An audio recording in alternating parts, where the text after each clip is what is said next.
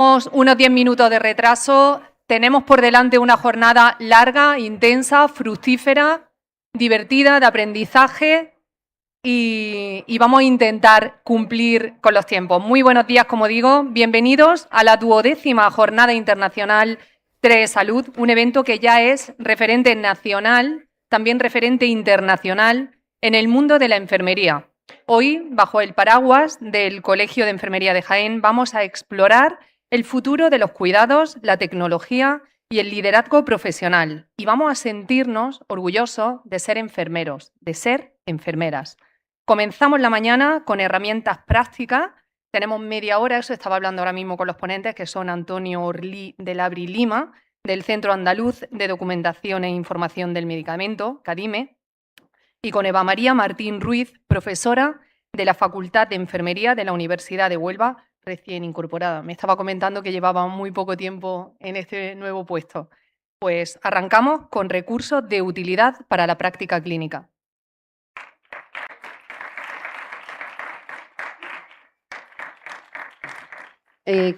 Vale. A ver.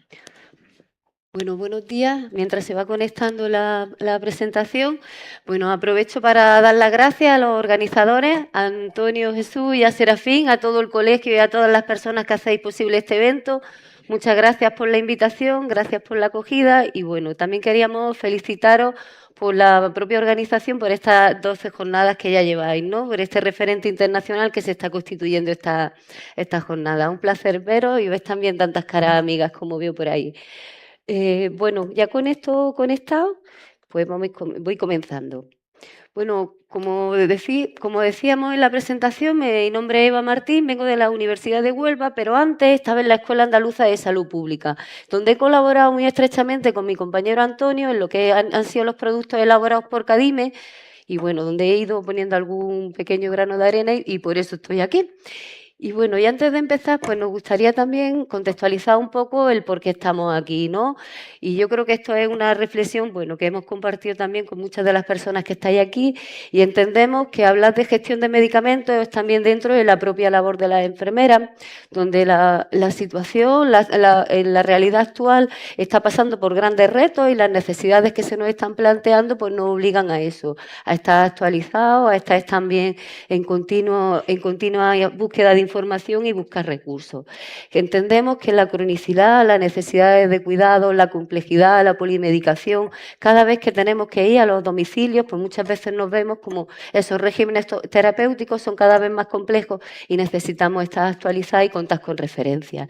Nosotras como enfermeras tenemos una posición también privilegiada, ¿no? En ese contacto directo que tenemos con las familias, con nuestros pacientes, con nuestras cuidadoras y también con nuestros equipos de profesionales con los que trabajamos, estos equipos multidisciplinares de los que formamos parte y bueno, creemos que tenemos también que ponernos en valor, ¿no? Bueno, nosotras como enfermeras, como decía, tenemos un rol muy importante en lo que es la gestión del medicamento y bueno, en distintos ámbitos. Aquí os marcábamos algunos, somos muy importantes en lo que es en el seguimiento farmacoterapéutico, prestamos una gran labor dentro de lo que es la educación sanitaria, donde estamos tratando los tratamientos farmacológicos y no farmacológicos, donde nuestros pacientes y nuestras cuidadoras necesitan muchas veces de estos consejos, de esta información, de estas instrucciones que le tenemos que dar en el manejo correcto de algunas instrucciones que algunas veces no les llegan, sino a través de las enfermeras, ¿no? Con las que tienen ese contacto directo. Trabajamos también directamente esta gestión y administración de medicamentos y bueno, y cómo no, pues la importante labor que bueno, ahora mismo estamos ahí, todavía en el presente está desarrollándose mucho más, pero intentaremos llegar mucho más en esto de los temas de prescripción enfermera. Con todo esto es simplemente ¿no? Pues hacer una mención de nuestro importante papel dentro de lo que es la seguridad del paciente y la seguridad clínica, ¿no? Ya. Bueno, buenas tardes. Sin parecerme los premios Goya, pero me quiero unir al agradecimiento establecido. Y bueno, el encargo era presentar un poco el CADIME, ¿no? El CADIME es un centro que fue creado en 1982 en ese edificio que está abajo y de hecho la curiosidad es que nació en la pequeña cocina de ese edificio y el año 1994 se adquirió a la Escuela Andaluza de Salud Pública. La Ley del Medicamento de Farmacia de Andalucía establece en su artículo 65 que el CADIME es encargado de elaborar y difundir información objetiva sobre medicamentos. Y el CADIME lo que hace es aportar la mejor evidencia disponible elaborando documentos de referencia para diferentes órganos o grupos de interés, como pueden ser profesionales, grupos de trabajo, instituciones, comités, etc. Esta es nuestra página web, os podéis suscribir a través de ese círculo donde pone suscribirse al boletín y ahí todos los productos que se elaboran de CADIME son publicados aquí, son accesos gratuitos para todos los profesionales. ¿Vale? Entonces vamos a hacer un poco un repaso rápido a todos los productos que se elaboran desde CADIME. Nuestro buque insignia son los boletines, que los boletines son unos documentos de 3-4 folios donde se sintetiza la actualización y la mejor evidencia disponible sobre una situación clínica o un problema sanitario. El último que hemos publicado es este de dispositivos para asma y EPOC, aunque también hemos publicado otros sobre protección solar, sobre migraña, insuficiencia cardíaca, etc. Estos documentos son revisados por el comité editorial, que está abajo a la derecha, y siempre son revisados por algún sanitario de referencia, en este caso por Aurelio, que es el director del plan de enfermedades respiratorias. Como he dicho, es una revisión de la mejor evidencia disponible y se intenta que sea lo más práctico posible. Si os fijáis, lo que intentamos es que el boletín, cuando se tira al suelo, el profesional sanitario, de un vistazo pueda ver y le pueda ser de utilidad en su día a día en la consulta sanitaria. Por eso, os pongo ejemplo de que tiene algoritmos para facilitar la asistencia sanitaria, o, por ejemplo, aquí abajo, con los diferentes dispositivos de asma y EPOC, pues pusimos un enlace QR donde se enlazaban a vídeos donde se enseñaban cómo utilizar estos dispositivos de inhalación. También ponemos clasificación de los principios activos y enlace a sus fichas técnicas para que sean de utilidad para los sanitarios y sobre todo con su tratamiento a los pacientes. Además de este boletín, también ponemos a disposición una presentación en PowerPoint que se puede descargar y se puede modificar y se puede utilizar en las sesiones clínicas o cuando hagan falta, que es un resumen del boletín terapéutico. También tenemos, a modo de autoaprendizaje, unos tipo test, que está aquí abajo, unos tipo test donde hacemos una serie de preguntas para que el profesional se autoevalúe en su conocimiento. Y además, con colaboración con diferentes profesionales de medicina, hacemos casos clínicos, donde ayuda también un poco a comprender, matizar y aterrizar los conocimientos de los boletines. Estos productos, llevamos poco tiempo con ellos, son unos productos que tienen un folio o 2 folios máximo, son unos documentos muy sencillos, donde la idea es que no tienen la envergadura del boletín, pero son cosas que vemos que son de novedades en la literatura y que, bueno, la idea es transmitir conocimientos básicos sobre un tema. Por ejemplo, un problema que tenemos en el sistema sanitario es la notificación de los eventos adversos, la lipoproteína A, sí, varios ejemplos, ¿no? Son documentos muy sencillos, de un folio por las 2 caras, donde se explica algo que sea relevante y de novedad. Semanalmente, lo que hacemos es revisamos la literatura científica y aquellos artículos que sean relevantes y novedosos sobre farmacoterapéutica, seleccionamos los 3 más relevantes y hacemos un pequeño resumen, como podéis ver ahí abajo, donde se dan las pinceladas de los principales resultados sobre esa problemática que aborda el artículo. Cuando encontramos algún documento que sea de más importancia, por ejemplo, la guía de práctica clínica sobre asma o de POC o de insuficiencia cardíaca, pues hacemos un resumen un poquito más elaborado sobre ese tema. Elaborado me refiero un poquito más extenso, ¿no? Porque la temática da lugar a que sea un poco más extenso. También hacemos algoritmos, determinadas patologías, bueno, pues creemos que puede ser de utilidad que se sintetice y sea lo más visual posible cómo hacer el tratamiento farmacológico de algunas situaciones. Por ejemplo, aquí pongo diabetes, ¿no? Pues primero estilo de vida, metformina, y en función de la situación clínica, pues un tratamiento u otro, con colores para que sea más fácilmente utilizable y comprensible. El CADIME está dentro de la Comisión Nacional de Evaluación de Nuevos Medicamentos, que están incluidas varias comunidades autónomas de España, y lo que hacemos son aquellos medicamentos que van a salir al mercado nuevo, ¿vale? Sobre todo del ámbito de atención primaria, pues hacemos una pequeña ficha, resumen, de la eficacia, seguridad y coste de ese medicamento y su lugar en terapéutica. Aquí pongo algún ejemplo de avaloparatida, que es palato de porosis, y se ve. También colaboramos con el Servicio Andaluz de Salud en la elaboración de documentos de recomendaciones, que estos documentos son más enfocados a la formación de los profesionales. Son documentos que tienen entre 5 y 10 páginas, depende de la situación, y son muy fáciles de leer y comprensibles sobre diferentes temáticas. Bueno, hemos hecho algunos de asma, de POC, de benzodiazepina, osteoporosis, en fin, etcétera. La Comisión Autonómica de Uso Racional de Medicamentos, que fue creado a finales de 2023, esta comisión tiene como objetivo la armonización del uso de medicamentos de alto impacto en Andalucía, ¿vale? Es decir, pues intentar que todos los hospitales utilicen los medicamentos de alto impacto de una manera protocolizada para evitar la variabilidad de la práctica médica.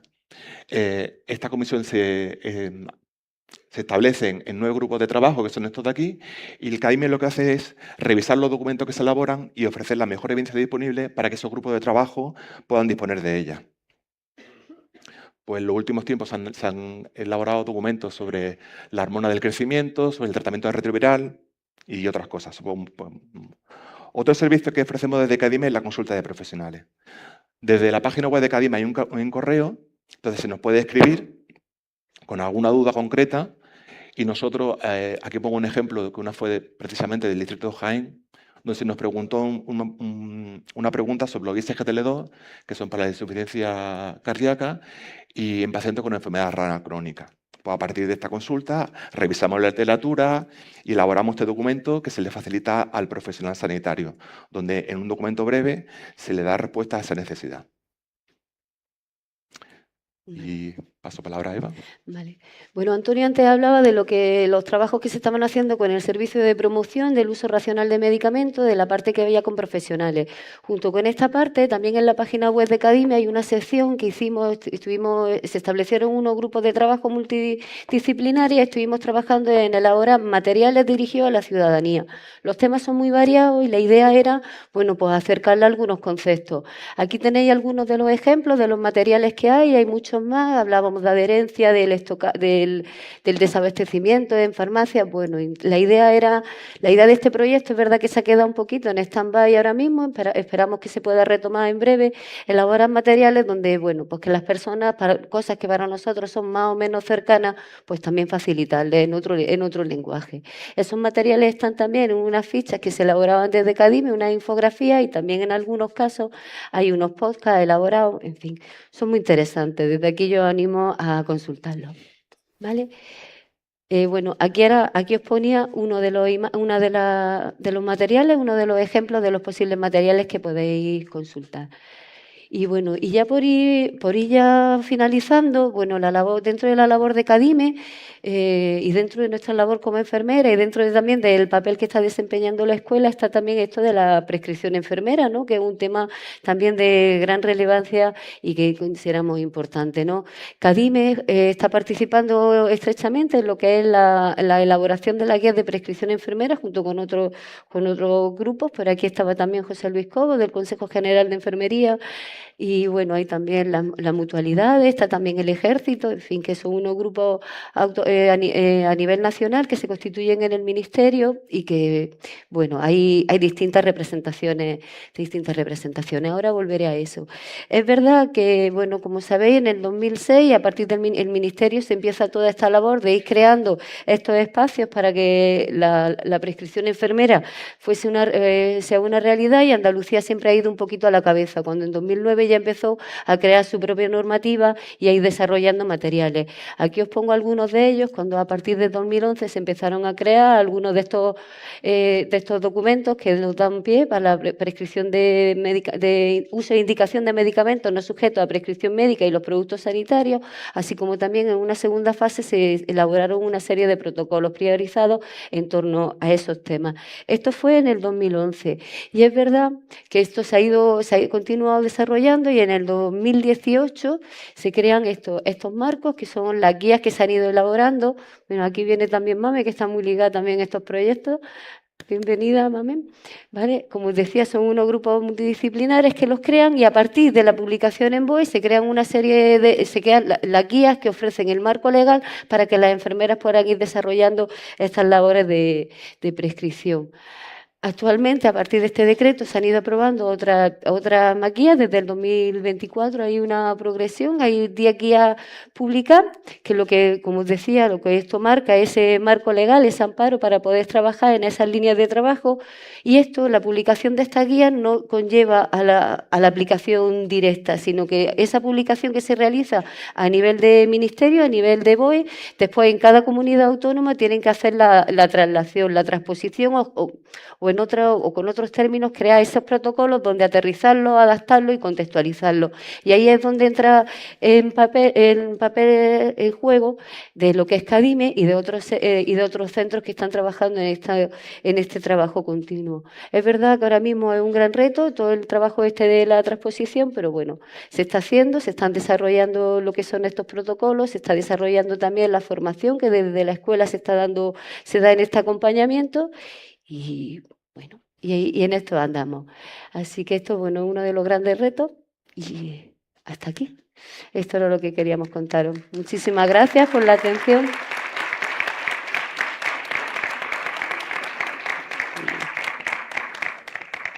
¿Algo más? Voy a dejar esto aquí. Muy bien. Sí, tenemos unos minutos por si alguien quiere hacerle unas preguntas. Esto es un lujo, que nos sobren minutos. Vamos a aprovecharlo. Si hay alguien que quiera hacer alguna pregunta, de todas formas, después también tenemos un desayuno. A lo largo del día vamos a tener también, si os quedáis con curiosidad o con ganas de saber más, de coger a los ponentes y hablar directamente y a lo mejor también más personalmente, ¿no? Pues muchísimas gracias a nuestros ponentes Antonio Orlí del ABRI y a Eva María Martín Ruiz. Gracias por romper el hielo en esta jornada, habéis sido los encargados y continuamos profundizando en el papel de la enfermería en la sociedad para hablarnos sobre el proyecto Helpen en el voluntariado, la soledad no deseada y el liderazgo enfermero. Recibimos a María Jesús Hernández López, enfermera del Departamento de Formación, Docencia, Calidad e Investigación del Hospital Rafael Méndez de Murcia.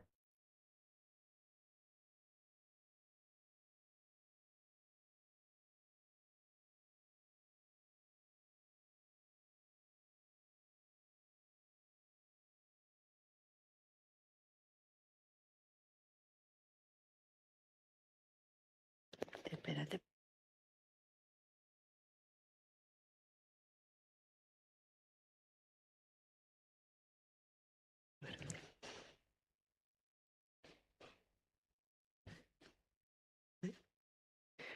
Buenos días. En primer lugar, dar las gracias a Antonio y a Serafín y al Colegio Oficial de Enfermería de Jaén por la realización de esta jornada y por la invitación a la misma.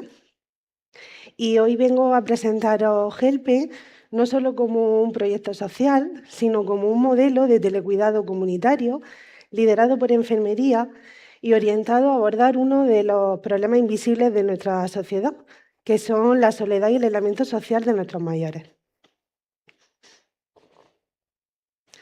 Por contextualizar un poco, vivimos en un proceso de envejecimiento poblacional, lo que conlleva un mayor riesgo de pluripatología, de fragilidad y de dependencia.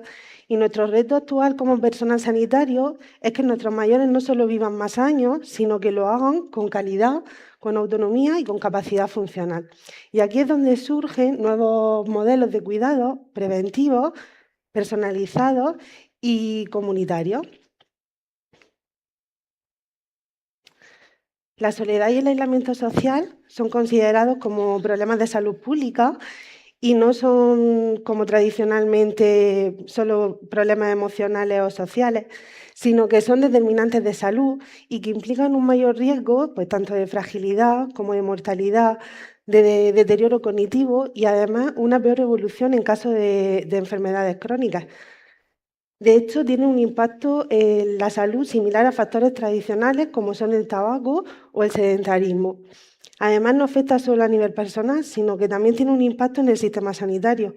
Se produce un mayor número de visitas a los servicios de urgencia, una mayor tasa de rehospitalización, mayor riesgo de caída, mala adherencia terapéutica y mayor consumo de recursos. El principal problema es que tradicionalmente ha sido abordado casi exclusivamente desde el ámbito social y ha estado infraabordado desde el ámbito sanitario. Pero al tratarse de determinantes directos de salud, es necesario que se realice este abordaje y aquí es donde aparece Helpen como un proyecto comunitario con un rol activo, en este caso, de los profesionales de enfermería. Y después de contextualizar un poco, ¿qué es Helpen?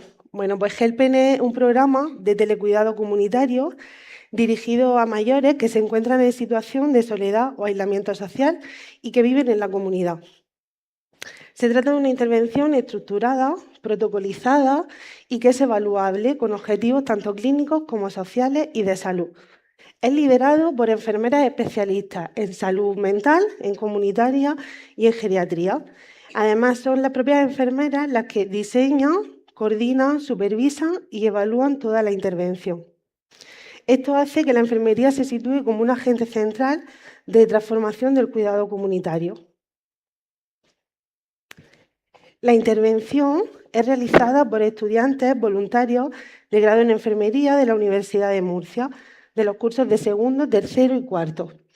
Pero no tienen su objetivo no es solamente sociabilizar con los mayores, sino realizar una intervención real en salud. Por eso actúan como agentes de intervención que son supervisados durante todo el proceso y que además siguen unas intervenciones de forma estructurada. Esto asegura la calidad asistencial, la seguridad de los mayores y el rigor profesional. Para conseguir esto, se realiza un programa formativo con 25 horas de duración que se estructura en 2 módulos. Un primer módulo se realiza de forma asíncrona a través de la plataforma del aula virtual de la Universidad de Murcia y se estructura en 5 módulos.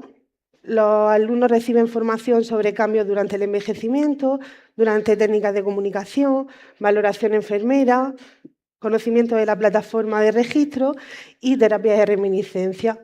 Para acceder de un módulo al siguiente deben de realizar un cuestionario que deben de superar. Una vez que han superado la parte teórica, se realizan 5 horas de formación síncrona a través de la herramienta Zoom, donde se realizan escenarios de simulación. Cuando han completado la formación, se le asigna al mayor y es cuando comienzan a realizar la intervención real. Formamos un total de 55 voluntarios, de los cuales 31 fueron voluntarios Helpen, que lo que equivale a 38 porque 7 repitieron durante más de un año. Para poder medir el impacto que tenía la intervención, pues diseñamos un ensayo clínico aleatorizado, estratificado y paralelo de 2 brazos, con una duración de 12 meses, en la que realizamos mediciones en el momento cero, es decir, antes de hacer la intervención, durante la intervención en los meses 3, 6 y 9, y posterior a los 12 meses, es decir, 3 meses después de haber finalizado la intervención. Los participantes fueron mayores de 65 años que vivían en la comunidad y que pertenecían al área 3 de salud de la región de Murcia, que engloba los municipios de Lorca, Totana, Aledo, Puerto Lumbrera y Águilas. Y como los criterios de inclusión utilizamos que tuvieran soledad menor o igual a 30 medido con la escala UCLA, lo que indica una soledad moderada, aislamiento social con una puntuación menor a 32, lo que indica bajo apoyo social percibido con la escala DIUC, y también tenían que cumplir que no tuvieran deterioro cognitivo, es decir, una puntuación menor o igual a 2 errores en el cuestionario FEIFE. Además de estas variables, también se les midió la capacidad funcional con la escala de Barthes, se les midió depresión con la GDS, se les midió calidad de vida con el Eurocall 5D, se les midió el índice de comorbilidad de Charson y se les midió calidad del sueño con el Pittsburgh. Inicialmente se aleatorizaron un total de 119 participantes, de los cuales 65 fueron aleatorizados al grupo intervención y 54 al grupo control. Pero tras la pérdida durante el seguimiento, pues la muestra final ha estado formada por 43 sujetos en el grupo intervención y 42 en el grupo control. La intervención en sí, que era la que recibía el grupo experimental, consistía en una llamada telefónica semanal de unos 30 minutos de duración durante 9 meses, lo que equivale aproximadamente a unas 36 sesiones. El grupo control solamente no recibía esta intervención, solamente recibía cada 3 meses las llamadas de los evaluadores para realizar las mediciones. Para asegurar la homogeneidad de la intervención y facilitar el seguimiento a los voluntarios, se les facilitó un guión de la llamada, donde se les ponía una serie de objetivos y las intervenciones que debían de realizar en cada una de las sesiones. En las 3 primeras sesiones se orientaban simplemente a establecer el vínculo con el mayor. Eran más bien abiertas y eran un poco libres. A partir de la 4ª sesión se empezaban con valoración de enfermera, utilizando los 11 patrones funcionales.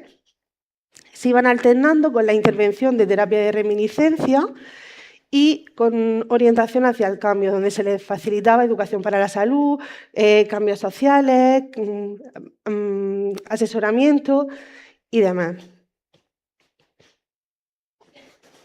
Para poder recoger todos los datos, tanto de los mayores como de las llamadas que se realizaban, diseñamos una plataforma de registro que llamamos REDI, Registro de Historia Electrónica Digital, que nos permitía la recogida de datos de forma online durante las llamadas y además tanto clínicos como de salud de los participantes. También permite la valoración enfermera porque lleva un apartado específico con los 11 patrones en cada pestaña, que además van asociados a escalas estandarizadas, tanto fisiológicas como cognitivas y sociales, asociadas a cada patrón. Permite crear también planes individualizados de cuidado, porque cuenta con un apartado de diagnóstico y de intervención.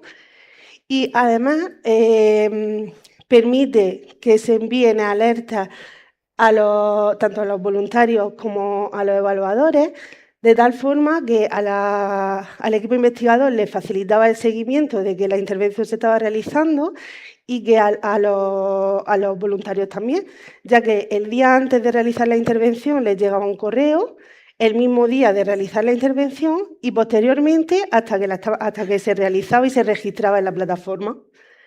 Además, también permite crear diferentes perfiles de acceso. Esto asegura la confidencialidad de los datos, ya que cada mayor solamente está asignado a su voluntario o a su evaluador. Y por último, permite la extracción de las variables de forma anonimizada, lo que nos permite poder evaluarlas.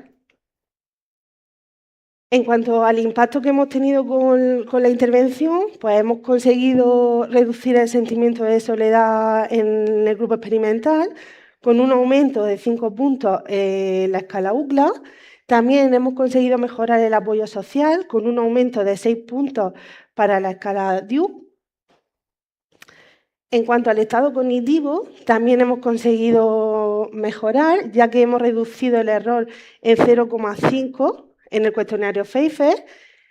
En la escala de depresión, medida con la GDS, también hemos tenido diferencias estadísticamente significativas, con una disminución de 2,2 puntos. Y en cuanto a la calidad del sueño, aunque es cierto que en el grupo experimental se ha mantenido estable, pero en el grupo control hemos tenido un descenso, por lo tanto, una peor calidad del sueño. Pero no solo hemos tenido cambios a nivel de los mayores, sino también ha tenido impacto a nivel de los voluntarios, ya que se han manifestado cambios positivos en la actitud de los voluntarios que han participado, mayor sensibilidad hacia este grupo poblacional y hacia esta etapa de la vejez, más humanización en los cuidados y mayor comprensión de las necesidades y de los sentimientos de soledad y de aislamiento social.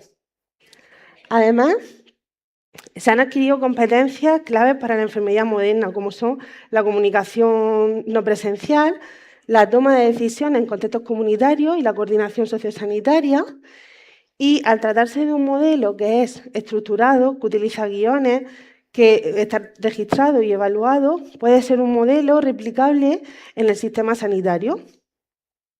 Helpen no solo nos permite humanizar el cuidado y entender mejor esta soledad y este elemento social, sino que sitúa a la persona mayor en el centro del sistema de cuidado. En conclusión, Helpen representa un modelo de telecuidado liderado por enfermería, basado en evidencia, que integra intervención sanitaria, voluntariado estructurado y humanización del cuidado. Es decir, Helpen no es solo un proyecto, ¿vale?, sino es una nueva forma de entender la atención a la persona mayor en el sistema sanitario. Y muchas gracias por su atención.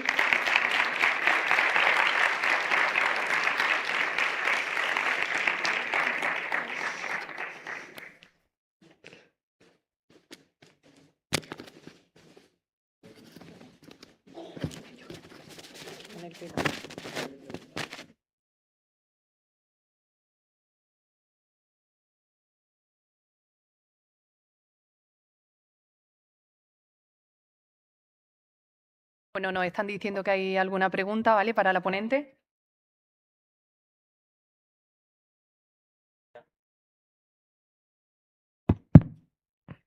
Vale. Por aquí, ¿no? Venga, date una vuelta. Hola, soy Rafael Pino, profesor de la Universidad de Jaén. Lo primero es felicitarte. Felicitarte por, bueno, a ti y a tu equipo, obviamente, por la idea. Yo creo que es fundamental, ¿no?, detectar problemas que están ahí y que muchas veces se quedan sin atender y que nadie le echa cuenta. Vuelve a reafirmar el potencial que tenemos como profesión a la hora de solucionar problemas, que es la clave. Es la clave. La gente dice muchas veces, ¿por qué no se nos reconoce lo que hacemos? Pues porque no llegamos a solucionar los suficientes problemas para que la gente se dé cuenta. Y este tipo de iniciativas son geniales. Felicitarte por el tema de la evaluación. Cuantísimas veces hemos hecho experiencias que se quedan, pues me ha ido muy bien. Pero ¿te ha ido muy bien por qué? Porque sí, porque yo lo siento, mira, lo siento. Entonces, el que hayáis hecho un diseño de ensayo controlado con asignación aleatoria para poder ver el impacto de la intervención, joder, magnífico, ¿vale? Entonces, eso que vaya muy por delante. Yo solamente 2 preguntas y, bueno, y si no me las contestas tampoco pasa nada, no, no me voy a enfadar. La primera es si habéis hecho la medición de las diferencias o de las igualdades entre los 2 grupos en la línea base, porque con el tamaño muestral que tenéis, la asignación aleatoria falla más que una escopeta de caña.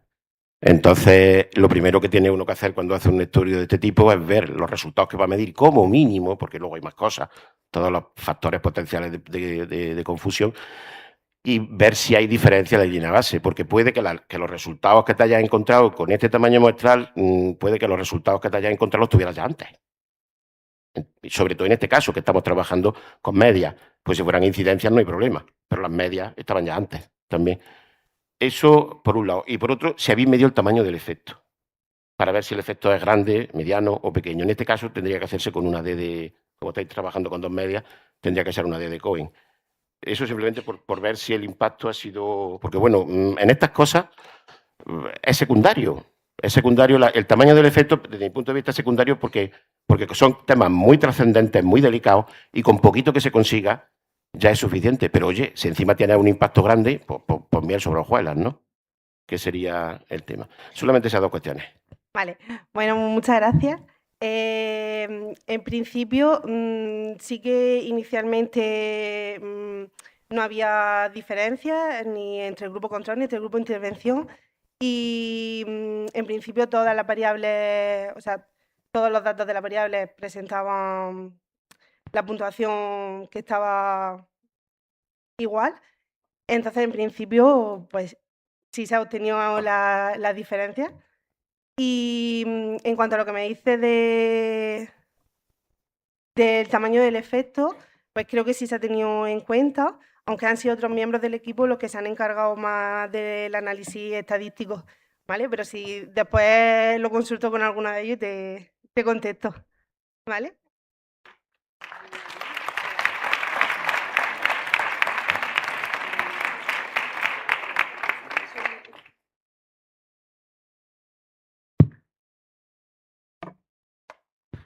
Hola, María Jesús. Muchas gracias por contar también un proyecto que tiene seguramente mucho trabajo detrás y que cuando decimos, oye, tenéis que contar esto en 15 minutos, ¿no? Da un poco hasta de reparo, ¿no? Pero la has contado súper bien. A mí sí me gustaría que si pudieras acercarnos, porque claro, en tan poco tiempo a veces no somos conscientes, ¿no? Del dimensionamiento del problema. Entiendo que cuando habéis buceado en la contextualización y le habéis compartido también con los voluntarios, ¿no? El dimensionamiento del problema, seguramente han surgido inquietudes, dudas o incluso posicionamientos de partida que no estaban, ¿no? Que no eres consciente. Entonces, me gustaría si pudiera destacar algunas cuestiones que puedan ayudarnos también a entender o profundizar en este problema de la soledad no deseada. Y esa es la cuestión que te planteo. Gracias. Vale, muchas gracias. Pues sí, es verdad que hasta que nos hemos empezado a hablar con los voluntarios y ellos han empezado a contarnos cómo lo estaban viviendo y lo que se estaban encontrando, no éramos conscientes de la magnitud que había. Porque sí que es verdad que muchos de ellos nos contaban que vivían con la pareja, vivían con el marido, vivían con hijos, pero aún así se sentían solos, esperaban esta llamada para contarle cosas que no eran capaces de contarle a sus propios familiares, pues por el hecho de no preocuparlos, es que está lejos y no lo veo, ¿cómo le voy a estar contando esto para preocuparlo? O el tengo este problema, pero no se lo quiero decir a mi hijo. Es decir, cosas que no son capaces de contarle a los hijos por no preocuparlos, se las contaban a los voluntarios.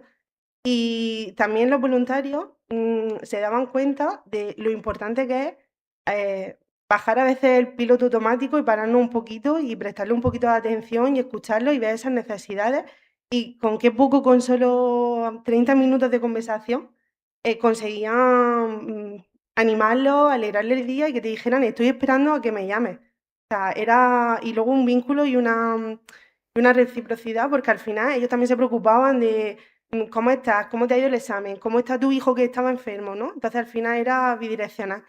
Y pues un problema que al final, hasta que no buceas un poco, no te das cuenta de lo que afecta. Muchas gracias.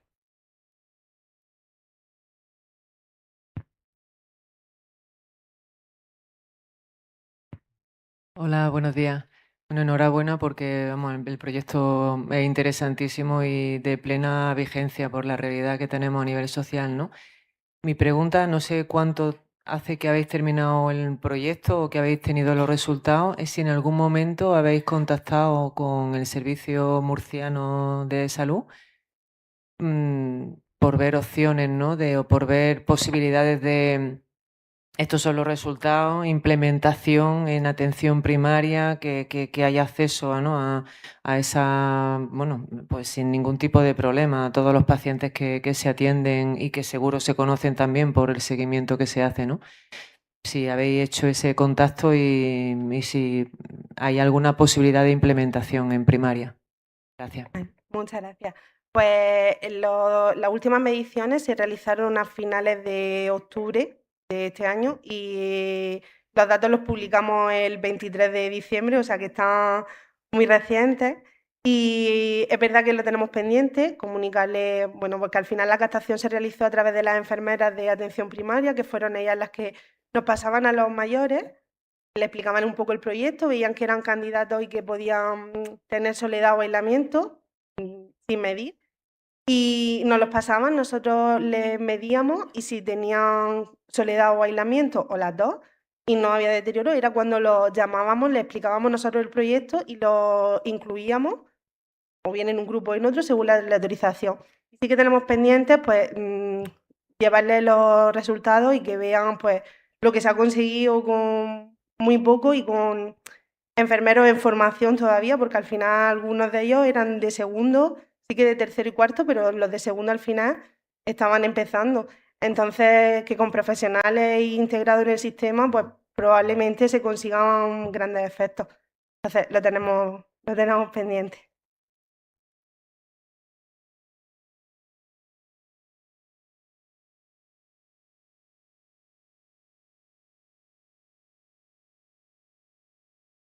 ¿Nada más?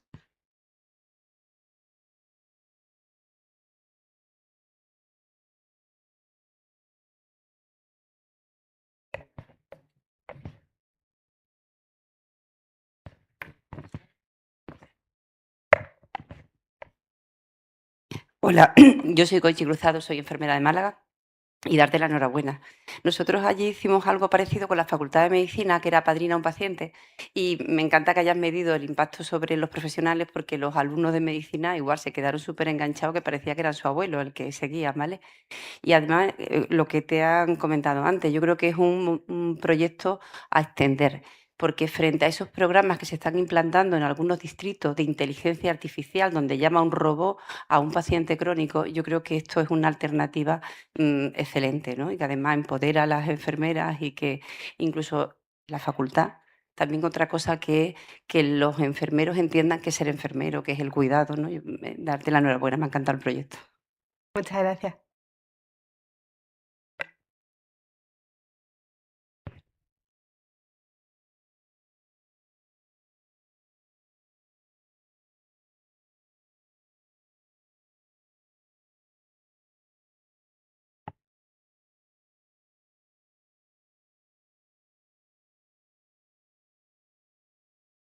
¿Una pregunta más?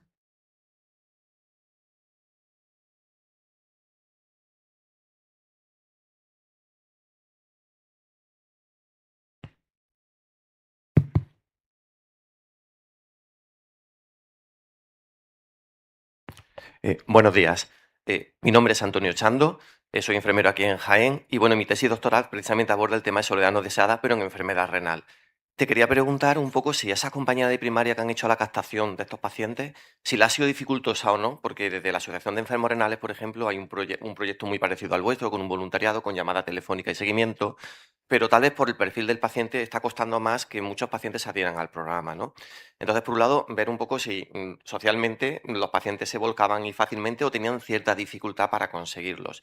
Y en segundo lugar, en nuestro caso con enfermedad renal hemos detectado que la población juvenil también muchos manifiestan sentirse solos. Es decir, no solo es que haya aislamiento, sino no hay aislamiento, pero sí hay un sentimiento, una percepción subjetiva de soledad. Si habéis planteado o no, he visto que el programa vuestro, en este caso vuestro trabajo lo habéis hecho con población mayor, si habéis planteado en reducir también la edad e incluir poblaciones más jóvenes, especialmente cuando exista a lo mejor otro tipo de patologías o situaciones que pueden favorecer esa sensación de aislamiento, de soledad en ellos. Muchas gracias. Muchas gracias. Pues te contesto primero a la segunda. La verdad es que no nos lo hemos planteado, pero porque con los pacientes que eran más cercanos a la edad de 65 años y que todavía a lo mejor estaban laboralmente activos, sí que es verdad que costaba más el encajar esa llamada, el que tuvieran disponibles esos 30 minutos para poder hacerlo. La verdad es que no lo hemos planteado, pero sí que es verdad que podía ser un tema interesante de abrirlo un poco más a la franja de edad. Y en cuanto a la primera pregunta, ha sido el mayor reto de todo el proyecto. El conseguir primero a los mayores. Que con todo el trabajo que se lleva en primaria, parece que no, pero el pararte a pensar y el sacar a esos mayores lleva trabajo. Y entonces eso ha sido el primer reto. Y luego una vez que teníamos esos mayores, que hemos llamado casi a 600, y de esos 600 hemos conseguido medir y aleatorizar a 109. O sea, hemos tenido que hacer mucho trabajo para conseguir al final la muestra. Y luego al final las pérdidas, porque claro, sí, inicialmente te decían que sí, pero cuando llevaban a lo mejor 2 llamadas, 3 llamadas, pues no cogían el teléfono o no respondían o habían tenido ingresos hospitalarios. De hecho, los pacientes que eran muy mayores, pues no lo incluíamos en el proyecto, porque al final los ingresos, las enfermedades agudas y demás complicaban el seguir la intervención. Y luego también, pues, el hecho de que por eso los 9 meses, para intentar no pillar la época de verano, cuando los alumnos cerraban la etapa académica de la universidad, pues algunos sí que tenían compromiso, pero otros lo intentaban cerrar en todos sus sentidos. Entonces, claro, el mantener el seguimiento más allá de junio era difícil.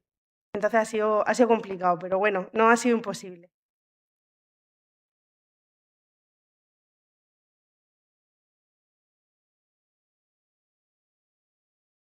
¿Alguna pregunta más? A vosotros. No sé. Ay. Sí, es.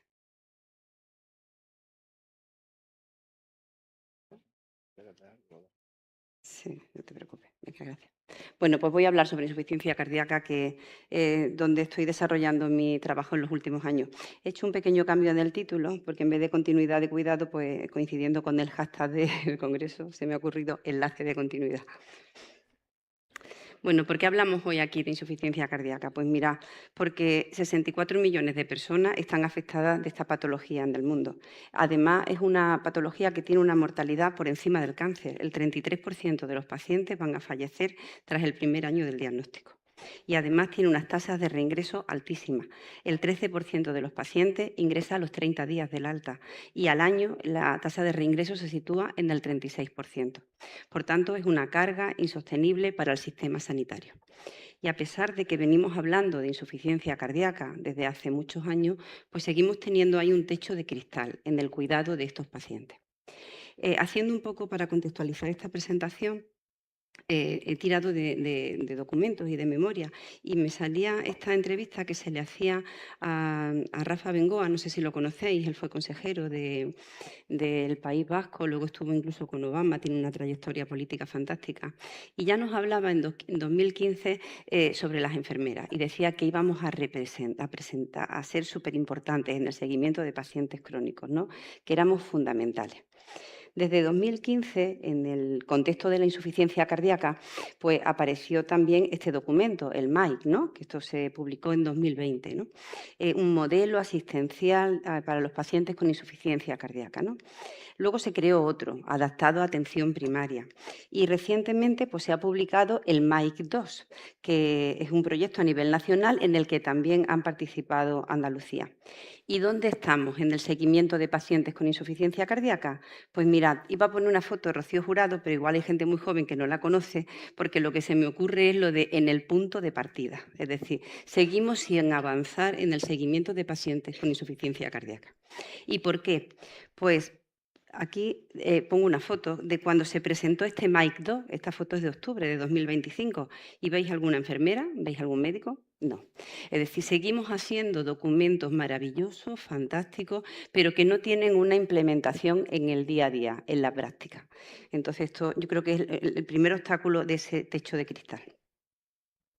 El desafío de la insuficiencia cardíaca empieza en el momento del alta.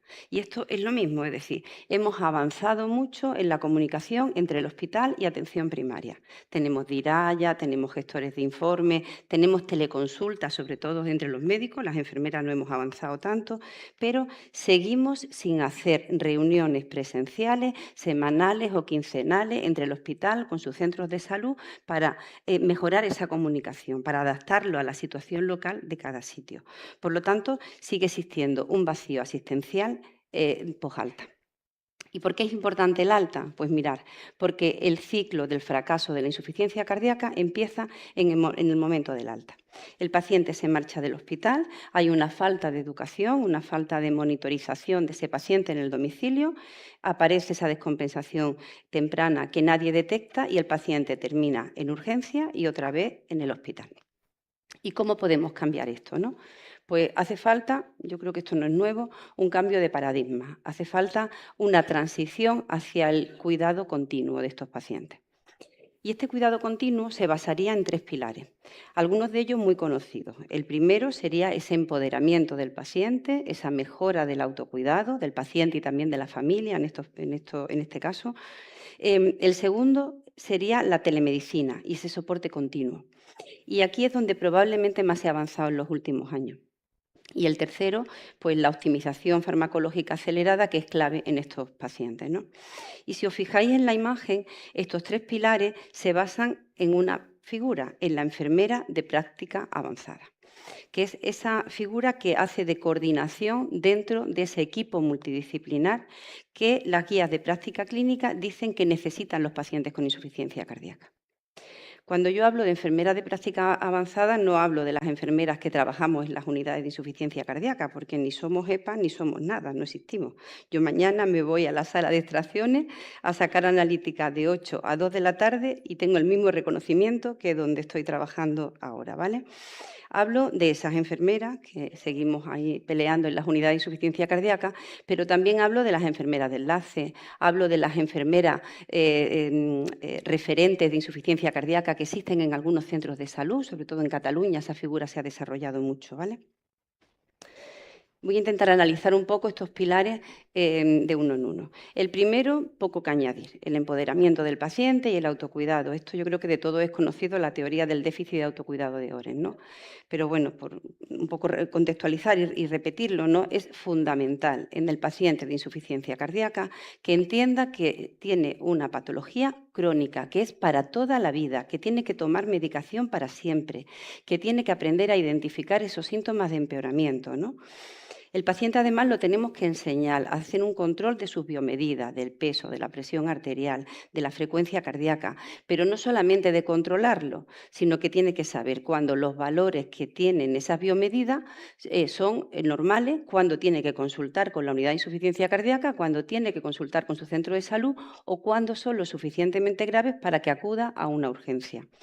Y también hay que trabajar con estos pacientes todo lo que es la modificación del estilo de vida, ¿no? Son pacientes crónicos y además adaptados a esas comorbilidades que suelen tener, pues tenemos que adaptarle la dieta, el ejercicio, su calendario vacunal.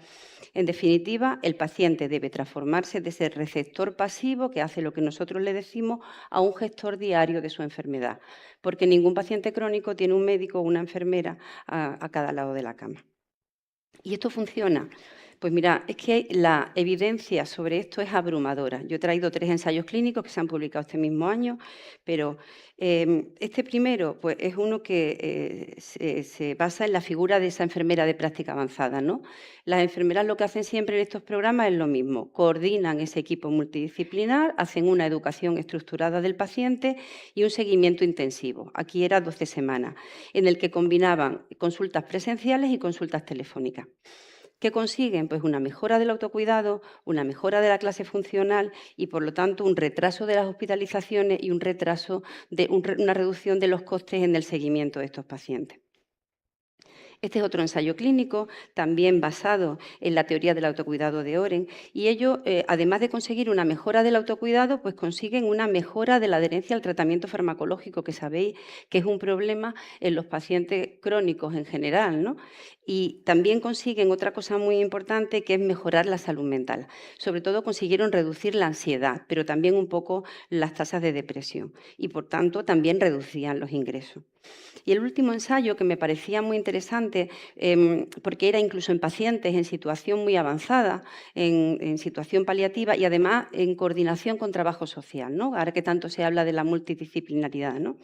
Y aquí pues, lo que conseguían era una mejora de la calidad de vida y también una mejora de esa salud mental, ¿no? Del paciente y también de la familia. Aquí, por supuesto, no se conseguía un impacto en la hospitalización y en la mortalidad, porque eran pacientes ya en situación muy avanzada. El segundo pilar, como decía, yo creo que es en el que más se ha avanzado en los últimos años, es el de la telemedicina y el soporte continuo. Y aquí hay una alta variabilidad, desde el soporte telefónico estructurado, que es lo que tenemos todas las enfermeras en las unidades de insuficiencia cardíaca, un teléfono con el que nosotros contactamos con los pacientes y al que ellos nos pueden llamar. Es también la telemedicina que utilizan las enfermeras gestoras de caso, al menos en mi hospital es lo que tienen. Y luego hay muchos centros también donde se están implantando el Tucubi, que es lo que le decía, el mal conocido como Hola, soy Lola, su enfermera virtual, ¿no? Eso. Se basa fundamentalmente en eso. El paciente hace ese seguimiento de sus biomedidas y si hay alguna alteración, pues él puede contactar con la unidad o la enfermera también puede contactar con ellos. En las unidades de insuficiencia cardíaca tenemos otros programas un poco más avanzados, ¿no? Que os los presento. Existen como 2 tipos de programas. Uno es específico para pacientes de insuficiencia cardíaca, ¿no? Son pacientes a los que se les implanta un dispositivo, este es el caso del programa del CardioMed, es un sensor como si fuera un microchip que se le coloca al paciente en la arteria pulmonar. Esto es más sofisticado. Al paciente le damos una almohada que él se tiene que tumbar una vez al día, le da un botón y pasan los datos. Y todos esos datos llegan a una plataforma que tiene la enfermera en la unidad de insuficiencia cardíaca y si hay un aumento de presiones en esa arteria pulmonar, pues se llama al paciente. ¿Esto qué permite? Permite detectar la descompensación antes de que aparezca la clínica. Imaginaros, ¿no? Luego hay otros tipos de programas de seguimiento. Sabéis que a los pacientes cardiológicos pues, se les implantan desfibriladores, TRCs y demás. Estos dispositivos, algunas marcas, no todas, además de detectar si el paciente tiene una arritmia, que esto lo siguen enfermeros de las unidades de electrofisiología desde hace años, ahora también te hacen unos algoritmos matemáticos y te detectan si el paciente se está descompensando, si tiene una insuficiencia cardíaca. ¿En base a qué? Pues en base a la frecuencia cardíaca que tiene ese paciente, a la frecuencia respiratoria, a la actividad, si el paciente ve que disminuye la actividad diaria. Incluso hay algunos, el de Boston, este que pongo aquí, Harlogic, que detectan la inclinación de la cama del paciente cuando está durmiendo, ¿vale? Es igual, son una plataforma que tú revisas y cuando ves que salta esa alerta, llamas al paciente y preguntas un poco qué es lo que pasa, te interesa por él, ¿no? ¿Esto funciona? Pues mira, también funciona. Y esto es un estudio que se publicó en Brasil donde se consigue un 44% de reducciones hospitalarias. Muchos de estos programas no se están haciendo seguimiento por falta de enfermeras, porque no tenemos pereza ninguna a la hora de ponerle a un paciente un DAI, un TRC, que puede costarnos 30.000 euros, y luego sí tenemos pereza a la hora de pagar una enfermera para hacer un seguimiento de estos pacientes. Esto funciona sobre todo en lo que nosotros llamamos ese paciente húmedo y caliente, ese paciente que empieza a tener retención de líquido, pero que está bien, que tiene buena tensión, que no es un paciente que esté en bajo gasto, ¿vale? Entonces, la enfermera lo que hace es que contacta con el paciente y le ajusta los diuréticos. Si el paciente lo que tiene son síntomas ya más graves, pues se le gestiona una cita en la unidad de insuficiencia cardíaca. Pero ya os digo que un porcentaje importante de pacientes se soluciona la descompensación solamente ajustando diuréticos. Este es otro estudio, porque luego, como dicen que en España las enfermeras no investigamos, este se publicó el año pasado en The Lancet, el estudio Hermes, en el que participamos muchos hospitales españoles, ¿no? Un estudio multicéntrico. Y era igual, al paciente se le daba un teléfono móvil, se le daba un peso y se le daba un tensiómetro. Y el paciente pues tenía que pesarse, que medirse cada día y rellenar un cuestionario en el teléfono móvil por si estaba utilizando más almohadas, si había notado que tenía edema en los pies, lo que siempre le preguntamos a los pacientes con insuficiencia cardíaca. Además de este seguimiento, había otra serie y saltaba una alerta y nuevamente podía llamar la enfermera, pero también existían una serie de visitas programadas, porque la enfermera, a través de videollamadas que se hacía, pues también hacía educación para la salud y también hacíamos lo que se conoce como titulación de fármaco, ajustar el tratamiento farmacológico. Igual, unos resultados espectaculares. Pero como tampoco quiero que caigamos en esto de la fascinación tecnológica, pues fijaros, siempre es bueno mirar la letra pequeña de los ensayos clínicos, ¿no? Y en este caso, resulta que cuando había diferencia según donde el paciente estaba en seguimiento. Y cuando el paciente estaba en seguimiento en una unidad de insuficiencia cardíaca, en un servicio de cardiología, pues resulta que no había diferencia entre los pacientes del grupo control y el grupo intervención.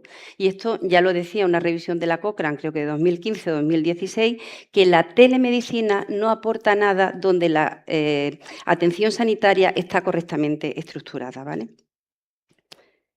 Y el tercer pilar, que sería el de la optimización farmacológica acelerada, bueno, para los que no estáis muy en el seguimiento de pacientes con insuficiencia cardíaca, las guías dicen que los pacientes con insuficiencia cardíaca y fracción de eyección reducida tienen que estar en tratamiento con 4 grupos farmacológicos y además esa titulación habría que hacerlo lo antes posible, en 2 o 3 meses. ¿Por qué? Porque eso tiene una mejora en el pronóstico de la enfermedad. Que las enfermeras, es lo que hacemos en las unidades de insuficiencia cardíaca, una de las intervenciones que hacemos es titular fármaco. Esto ya se publicó en España también, el estudio ETIFIC, que demostró la no inferioridad de la titulación de fármacos en insuficiencia cardíaca por enfermera frente a cardiólogos, Pero ahora vamos más allá y lo que se está intentando también hacer es esa titulación a través de telemedicina. Y nuevamente, pues este estudio se publicó el año pasado, también son de enfermeras españolas del Hospital del Mar, que demostraron que se puede hacer esa titulación rápida en 3 meses y bueno, con unos resultados que aunque parezca que no son buenos, son bastante buenos, que el 75% de los pacientes estén con cuatriterapia y que además casi la mitad de ellos estén por encima de las dosis media objetivo. Pero volvemos a lo mismo, fijaros. Se reclutaron 333 pacientes y el 37% de estos pacientes se desechó porque eran malos candidatos para el seguimiento por telemedicina, ¿no? Por lo tanto, tenemos identificadas una serie de barreras, ¿no? en ese techo de cristal que hablábamos de la insuficiencia cardíaca, ¿no? ¿Cuáles son? Pues que son pacientes de edad avanzada, que tienen muchas comorbilidades, tienen un régimen terapéutico muy complejo, son pacientes frágiles, son pacientes que tienen un bajo nivel educativo y sobre todo una baja alfabetización en salud, ¿no? Pero tenemos soluciones y lo hemos visto en los estudios y las soluciones pasan por las enfermeras. Hace falta enfermeras que tengan una formación clínica avanzada en insuficiencia cardíaca. No vale ese modelo de una enfermera para todo, porque esto no se aprende en 2 días. Hace falta enfermeras con liderazgo en esos equipos multidisciplinares, con competencias. También se ha visto que hacían formación las compañeras de Murcia en telemedicina, porque eso muchas veces no nos lo enseñan tampoco en las facultades. Y también hace falta con autoridad en la titulación farmacológica. Tenemos que seguir avanzando hacia esa prescripción colaborativa de las enfermeras, ¿no? Y esto hay estudios como el de DISCROL que nuevamente nos vuelven a decir que se consigue hasta un 17% de reingreso simplemente porque la enfermera tenga especialización y esté capacitada, ¿no? para gestión. No he querido meter aquí en barreras con el sistema sanitario porque yo creo que eso nos daría para estar todo el día hablando de ella.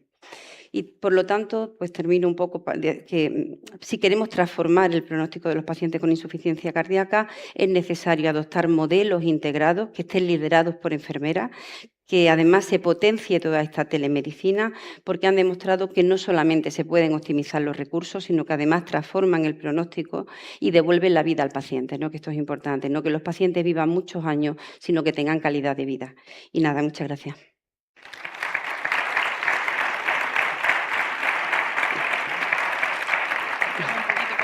Sí.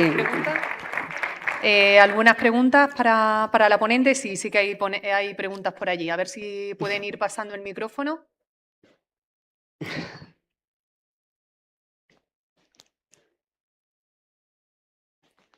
A ver si puede, Sebastián, pasar el micrófono allí. Mira.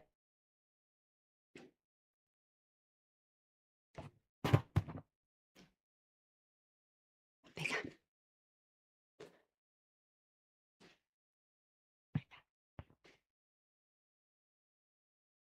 Hola, muy buenas, Concha.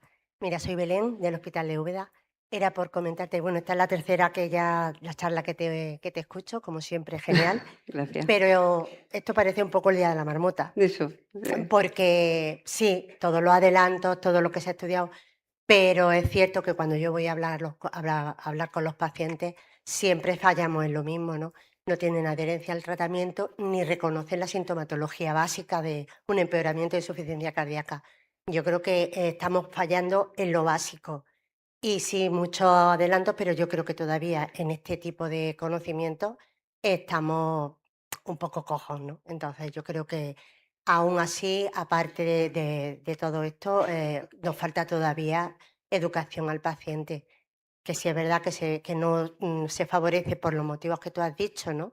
De que son pacientes que tienen un desconocimiento de la salud, son pacientes que son frágiles, pero duele que después de tanto conocimiento que poseemos, siempre volvamos a caer en que pacientes que se le dan alta en 5 o 10 días vuelven a reingresar por un desconocimiento, no saben uso de diuréticos, no saben.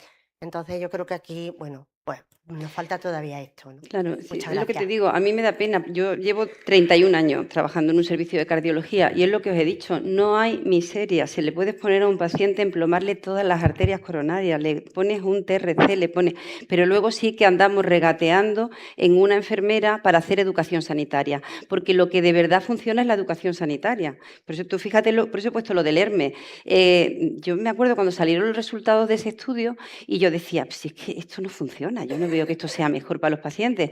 Y claro, cuando salió publicado y me fui a las tablas, claro que no me funcionaba a mí. Lo que se veía es mi percepción, tampoco en el Hospital Puerta del Hierro de Madrid, que también hay una unidad de insuficiencia cardíaca, ni en el Hospital de Manises, ¿entiendes? Y lo que funciona efectivamente es eso, lo que necesitan los pacientes crónicos, como ya decía Rafa Bengoa desde 2015, son enfermeras.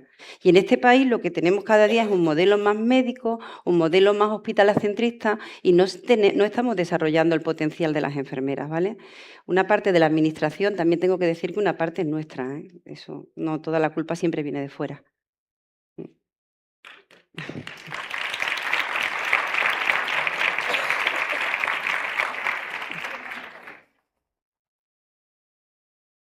Había más preguntas. Creo que vamos a necesitar un par de micrófonos, si no, Sebastián, a lo largo del día se va a hacer kilómetros por la sala, ¿eh? Buenos días. Buenos días. Mamen García desde la Coordinación de Cuidados y Atención Sociosanitaria. Muchísimas gracias, Conchi, por tu generosidad, compartiendo tu experiencia, la magnífica presentación y además la necesaria reflexión que nos acabas de trasladar. Como dices, si habláramos de barreras, ocuparíamos todo el día. Y a mí me gustaría, ya que te tenemos aquí, primero darte las gracias porque sé que eres voz y trasladas toda esta magnífica síntesis de evidencia en foros multidisciplinares médicos, que es donde hay que ir trasladando, bueno, pues toda esta aplastante, como decimos, verdad y sobre todo calar a los foros también de toma de decisiones en política sanitaria de que quizá el enfoque hasta ahora pues ha sido demasiado, digamos, bueno, pues ha posicionado como magníficamente bien temas de resultados técnicos, pero está dejando atrás los resultados en salud. Y todo eso además, si medís de verdad, de una manera costo eficiente, las intervenciones puestas en marcha. Como bien dice, a nivel técnico se ploman todas las arterias, pero luego no somos capaces de lo más básico, esa conexión interdisciplinar entre niveles de hospital y atención primaria, esa educación terapéutica continuada. Y mi pregunta para ti es, desde tu punto de vista experto, como también enfermera muy unida a equipos multidisciplinares, llevando esa voz de la experiencia, esa necesidad de cambio de enfoque, me gustaría que hablaras de facilitadores. ¿Cuáles pueden ser los facilitadores para que las enfermeras podamos coordinar, como dice la evidencia, equipos multidisciplinares que redunden en resultados positivos en salud y en eficiencia para el sistema, por un lado, y estar mucho más presentes en las mesas de toma de decisión de política sanitaria, que al final son las que deciden cómo realmente vamos a intervenir sobre la población? Muchísimas gracias, Conchi. Ay, pues mira, yo te diría, te va a sorprender lo que te voy a decir, porque probablemente no es lo que a veces queremos escuchar, pero el reconocimiento de las enfermeras de insuficiencia cardíaca en este país viene por los médicos. Y si estamos donde estamos es gracias a los cardiólogos, que son los que nos ponen siempre en primer lugar. Porque una unidad de insuficiencia cardíaca no es una unidad de insuficiencia cardíaca y además ellos lo dicen abiertamente hasta que no tiene una enfermera. Luego tendremos el jefe de servicio, pero el que coordina el servicio es la enfermera, que es un papel que hacemos nosotras, ¿vale? Yo efectivamente, yo estoy ahora mismo en la Asociación Española de Enfermería en Cardiología, pero la Fundación Española, la Sociedad Española de Cardiología, los médicos, trabajan con nosotros para todo. Nosotros en el Congreso Nacional de Cardiología las mesas se hacen multidisciplinares y os invito a ver el programa que hay ahora en Valencia, la reunión anual, y son mesas multidisciplinares. Y si se elabora un documento de consenso como el que se ha publicado este año de paliativos, ahí participan enfermeras. La falta de reconocimiento nos viene por la parte enfermera, ¿eh? Es más, nosotros desde la asociación hemos hecho un documento de perfil de acreditación y tiene el visto bueno y está validado por la Sociedad Española de Cardiología. Y lo que ellos se pasan la vida es reclamando por qué cuando tengo una enfermera formada o por qué cuando la enfermera se jubila me tienen que mandar a una que es por antigüedad. Porque ellos sí reconocen que hace falta competencias avanzadas. Yo creo que el problema nuestro, por desgracia, viene porque hay falta de enfermera en este país y para los gestores es más cómodo tener una enfermera que muevo como un sudoku. Y esto es así de lamentable. Y luego además tenemos el tema de los sindicatos. Pues yo digo que podemos hablar de muchas cosas donde todos tenemos que ser iguales. Eso no. Hay que reconocer que las enfermeras no somos todas iguales, porque ni más ni menos. Pero porque a mí me mandas tú mañana a la consulta, a la planta de trauma y no tengo ni idea. Yo no sé cuándo se levanta una cadera, una rodilla, no tengo ni idea, porque hace ya muchos años que no estoy en ese ámbito. Entonces, yo creo que hay que trabajar la práctica avanzada. Eso es un facilitador, pero la práctica avanzada... no como ha salido el diploma de paliativos, que tiene cosas buenas, por lo menos se reconoce, ¿no? Que hace falta una enfermera con un perfil. También eso tiene que tener un reconocimiento económico de algún tipo, porque si no, ¿tú para qué te tiras tantas horas estudiando? Y esa práctica avanzada además tiene que estar en las bolsas de contratación. ¿Vale? No como las bolsas de especialidad que se han creado aquí ahora en Andalucía, en el que da igual que tú tengas una especialidad de familia a que tú hayas trabajado 6 meses, 2 contratos de verano y yo ya tengo lo mismo. Pues yo digo, todo eso son facilitadores y eso hay que desarrollarlo. Y creo que hace falta más apoyo, sinceramente, por parte, bueno, pues yo qué sé, pues del colegio, del Consejo General de Enfermería, de los colegios, de las administraciones, de las consejerías. Y yo creo que ahí es donde está el problema. No, el problema yo no lo veo con los médicos. Es verdad que luego hay mucho ruido, pero en el día a día, ya te digo, en las unidades de insuficiencia cardíaca, las enfermeras no tenemos ningún problema. Y si estamos donde estamos, muchas veces porque el médico va y para el servicio si la enfermera no está. Yo creo que tenemos que movernos por otro lado. Tenemos además que ser más corporativistas, porque al final tú ves a las enfermeras que no están en una sociedad científica que está peleando por la práctica avanzada o que está peleando por la especialidad y sin embargo todo el mundo paga la cuota del sindicato para que hacer cursos que estoy comprando puntos en un PDF.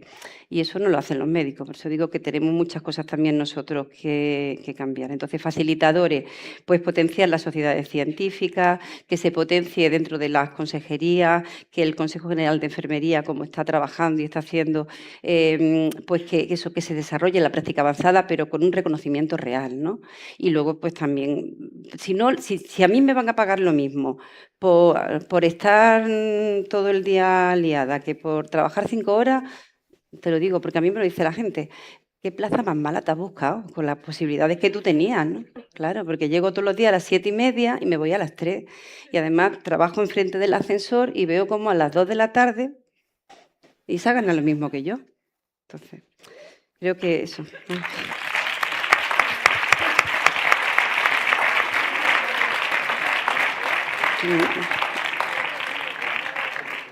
¿Alguna pregunta más? Sí, hay alguna pregunta. Serafín.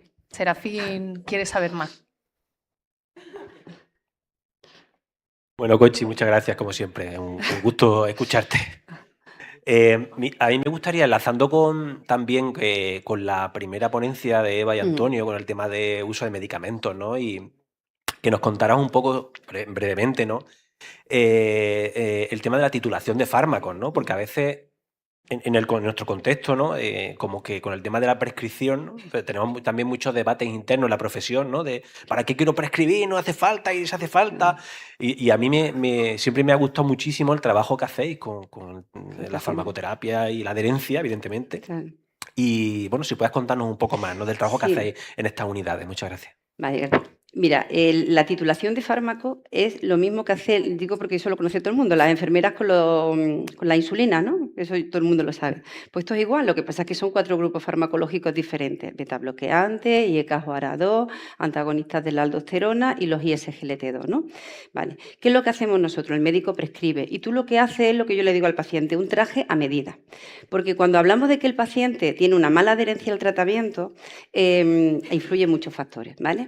Entonces, la titulación de fármaco consiste en eso, el médico prescribe y yo cito al paciente cada 15 días y voy aumentando la dosis de fármaco hasta esa dosis objetivo que en los ensayos clínicos han demostrado que tienen beneficios, ¿no? Según la tolerancia. Es decir, si yo tengo un paciente que me viene con 50 latidos por minuto, no le voy a subir beta bloqueante aunque no esté a dosis objetivo. Pues eso es la lógica, ¿no? Un poco. Pero ¿qué es lo que aportamos las enfermeras y por qué esos resultados?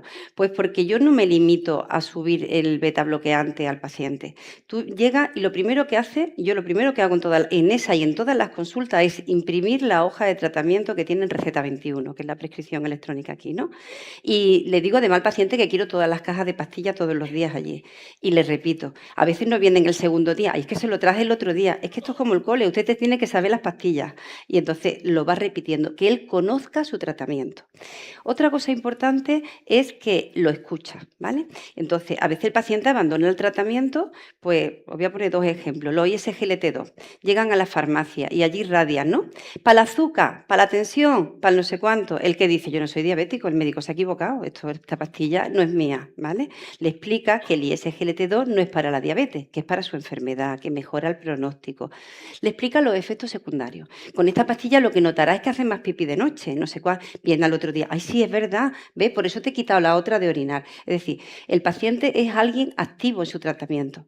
Cuando viene, es que tengo unos mareos, que no puedo, yo esta pastilla... No se preocupe usted, vamos a poner otro principio activo que marea menos y le vas adaptando el tratamiento. Eso es lo bueno de la titulación de fármacos, no el subir cada 15 o 20 días. Y luego una cosa muy bonita, los fármacos tienen muchos efectos secundarios y los pacientes crónicos, ya te digo, los míos toman 11, 12, 15 pastillas al día, ¿no? Y yo siempre les digo, hay que aguantar, hay que aguantar. Ayer, por ejemplo, tenía un chiquito de 17 años, pues yo digo que la IC no siempre son gente mayor, hay que aguantar. Y luego es muy bonito cuando vienen a la revisión a los 3 meses, siempre tienen cita con el médico, ¿no? Y vienen todos, Conchi, que ya he recuperado, que tengo un 40, que tengo un tal. Claro, porque entonces ahí mejoramos la adherencia, porque él se siente parte activa y ve los beneficios del tratamiento, ¿no? Y es lo mismo, es educación para la salud. A veces creen que la enfermera... Yo por eso no comparto, estoy criticona hoy, pero ya como soy mayor me lo vaya a permitir, no comparto esto de que ha salido ya publicado, que es que ahora los farmacéuticos comunitarios renuevan el tratamiento a los crónicos, porque es que eso no es eso. Entonces, nosotras no podemos prescribir ni un monurol, que yo estoy allí todos los días y esta te la tomas, no, esa no me la tomo, esa es la de los mareos, no, esa no, de la alergia por si acaso. ¿Te tomas todos estos calmantes? No, esto es que de mi mujer, que el otro día no tenía la tarjeta, eso no podemos tocarlo las enfermeras, ¿vale? Pero sí que no el farmacéutico, sino el chaval de la tensión, y yo, ¿por qué me voy a tomar una para la tensión si yo tengo la tensión en 10? Porque no es para la tensión, es para que tu corazón... Bueno, ya está, estamos donde estamos. Muchas gracias.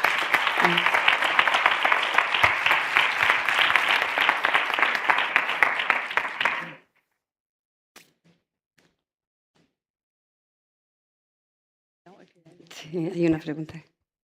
Buenos días. Gracias. Bueno, en primer lugar, agradecer la organización de este congreso, agradecer, Concha, la magnífica exposición que has hecho. Yo soy Fali Camacho, soy profesora de la Facultad de Enfermería de la Universidad de Huelva y, bueno, quería, aparte de trasladarte el orgullo que supone escuchar a una enfermera como tú, con vinculación clínica, con perfil docente e investigador, hablar con tanta propiedad, con tanta coherencia y con el poder que otorga el conocimiento, quería compartir una reflexión que va un poquito más allá y también quizás en un tono crítico que me caracteriza, pero también constructivo, ¿no? Y coincido plenamente en todas las exposiciones que has hecho en relación un poco a ese análisis que se planteaba de cuáles pueden ser los elementos facilitadores para introducir perfiles profesionales como el que tú estás planteando.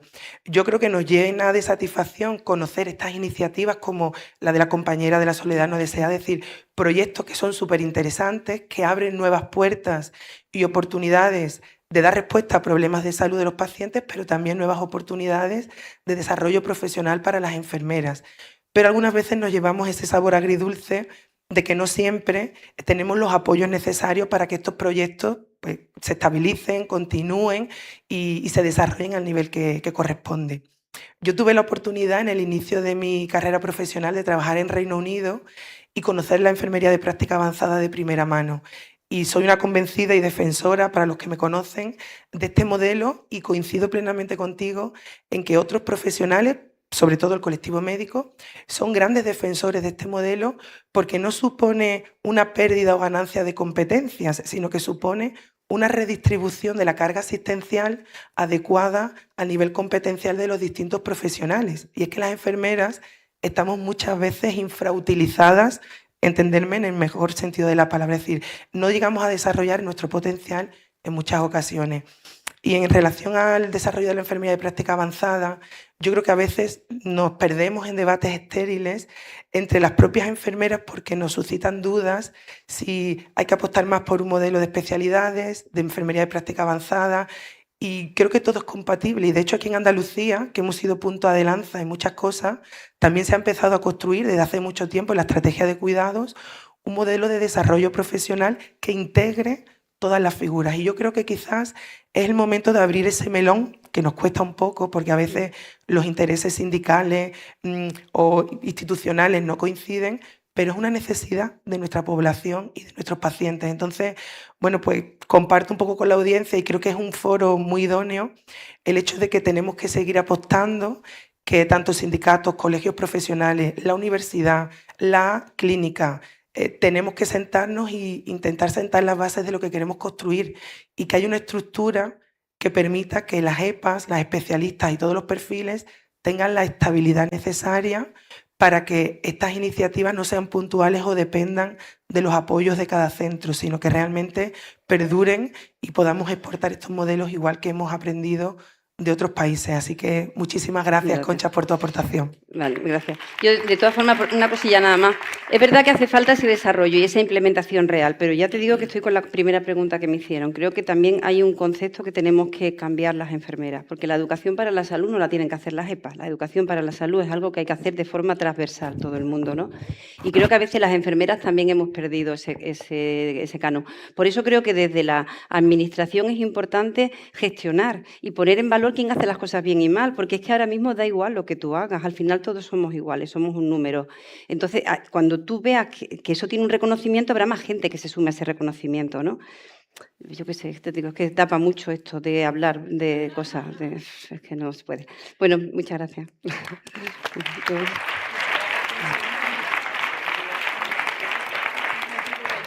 Sí, no, yo creo que tiene su intríngulis. Pues muchísimas gracias, Conchi Cruzado. Ahora parece que sí. Vamos a poder escuchar y ver el vídeo de Ian Blanco, responsable de implementación e investigación en el Hospital Regional Universitario de Málaga.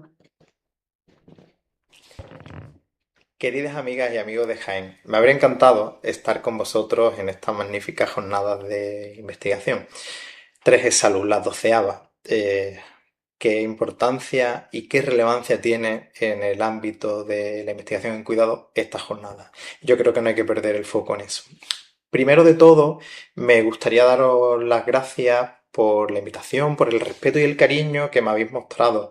Creo que estas jornadas de investigación deberían de seguir mostrando ese impulso en un espacio tan necesario. Eventos como este son el escaparate perfecto para recordar algo que es vital en la investigación en cuidado. Es que la investigación no es un lujo, es una necesidad y estratégica. No solo investigamos para llenar currículum o investigamos para que el paciente reciba la información. Investigamos para ofrecer la mejor solución y mejorar sobre todo la respuesta de nuestra atención sanitaria. En realidad, estamos transformando el sistema sanitario.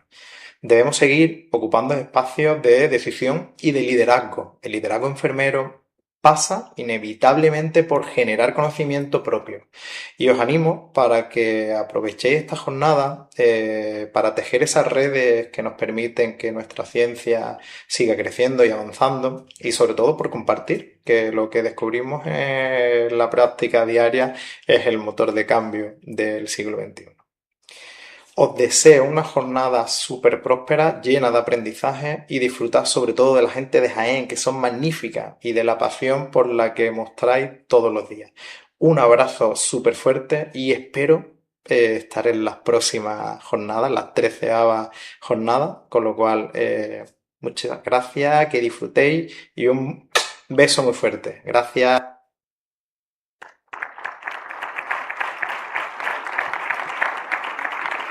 Pues le tomamos nota, esperamos a Ian Blanco en las próximas jornadas. Será un placer escucharlo y conocerlo personalmente. Ahora sí hacemos una pausa, vamos a tomarnos un café antes de salir. Además vamos a tener un poco más de tiempo, en vez de media hora, a las 12 volvemos con la inauguración oficial. Para eso nos visitan, van a acompañarnos las autoridades. Antes de irnos, os quiero comentar una cosa. En la asociación Más Visible ha ubicado un stand nuestra compañera Mariloli Hernández, el presidente Pedro Lendínez, han puesto una mesa para recoger firmas, para impulsar y sacar adelante una iniciativa legislativa popular, a ver si lo digo bien, para la regulación del cribado neonatal universal y equitativo en España. Ella me lo ha dicho, me lo ha pedido, que os informe si os podéis pasar por ahí en cualquier momento mientras os tomáis un café y adheriros a esta propuesta, ¿vale? Os repito, hacer fotos, subirla a las redes y utilizar el